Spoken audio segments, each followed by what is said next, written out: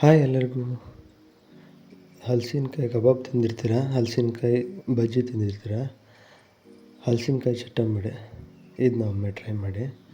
ಬೇಕಾಗಿರೋ ಐಟಮ್ಸು: ಹಲಸಿನಕಾಯಿ, ಕಡಲೆ ಹಿಟ್ಟು, ಅಕ್ಕಿ ಹಿಟ್ಟು, ಹಾಗೆಯೇ ಜೀರಾ ಪೌಡರ್, ಕೊತ್ತಂಬರಿ ಪುಡಿ, ಅರಿಶಿಣ, ಖಾರದ ಪುಡಿ, ರುಚಿಗೆ ತಕ್ಕಷ್ಟು ಉಪ್ಪು, ಕರಿಬೇವಿನ ಸೊಪ್ಪು,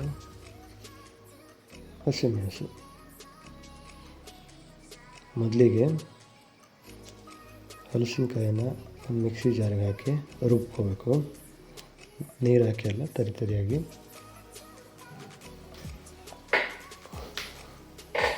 ನೋಡಿ, ಈ ಥರ ಹಲಸಿನಕಾಯಿ ತುಂಬ ಬೆಳೆದಿರೋದು ಅಲ್ಲ, ಹಾಗೆ ತುಂಬ ಚಿಕ್ಕದು ಅಲ್ಲ. ಹಲಸಿನ ಬೇಳೆ ಇನ್ನೂ ಚಿಕ್ಕದಾಗಿ ಬಂದಿದೆ. ಆ ಬೇಳೆ ಜೊತೆಗೆ ಬೇಯಿಸಿದ್ರೆ ತುಂಬ ರುಚಿಯಾಗುತ್ತೆ. ರುಬ್ಕೊಂಡಿರೋದನ್ನು ಮಿಕ್ಸಿಂಗ್ ಬೌಲ್ಗೆ ಹಾಕೊಳ್ಳೋಣ. ಅದಕ್ಕೆ 1 ಸ್ಪೂನ್ ಅಕ್ಕಿ ಹಿಟ್ಟು, ಹಾಗೆಯೇ ಜೀರಾ ಪೌಡರ್, ಕೊತ್ತಂಬರಿ ಪುಡಿ, ಅರಿಶಿಣ, ಖಾರದ ಪುಡಿ, ಉಪ್ಪು, ಕರಿಬೇವಿನ ಸೊಪ್ಪು, ಹಾಗೆಯೇ ಹಸಿಮೆಣಸು, ಹಾಗೆಯೇ ಒಂದು 2 ಸ್ಪೂನ್ ಕಡಲೆ ಹಿಟ್ಟು.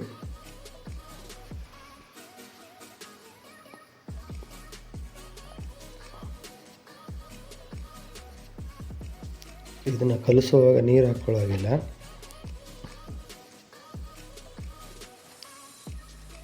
ಗಟ್ಟಿ ಅನಿಸಿದ್ರೆ ಮಾತ್ರ ಒಂದು ಸ್ವಲ್ಪ ನೀರು ಹಾಕ್ಕೊಂಡ್ರೆ ಸಾಕು. ಹಾಗೆಯೇ ಕರೆಕ್ಟಾಗಿ ಆಗುತ್ತೆ. ಚೆನ್ನಾಗಿ ಮಿಕ್ಸ್ ಮಾಡ್ಕೋಬೇಕು. ನೋಡಿ, ಗಟ್ಟಿ ಪ್ರೆಸ್ ಮಾಡಿ ಕಲಿಸ್ಬೇಕು.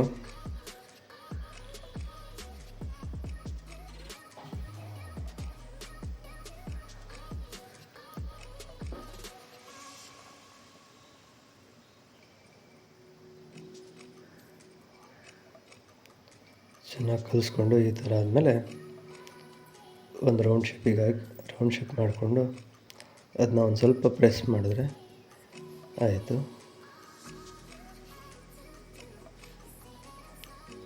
ತುಂಬ ದಪ್ಪಗೆ ಮಾಡಿಕೊಂಡ್ರೆ ಎಣ್ಣೆಯಲ್ಲಿ ಕರಿಯೋದು ಸ್ವಲ್ಪ ಟೈಮ್ ಆಗುತ್ತೆ.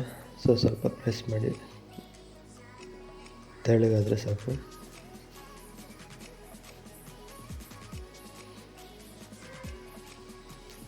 ಇದನ್ನ ಎಲ್ಲದನ್ನೂ ಒಂದು ಸಾರಿ ಮಾಡ್ಕೊಳ್ಳೋಣ.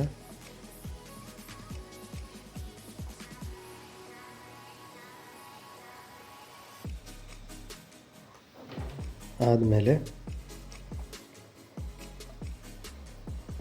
ಎಣ್ಣೆನ ಕಾಯಿಗೆ ಇಟ್ಕೊಂಡಿದ್ವಿ, ಅದರಲ್ಲಿ ಬೀಳೋದು.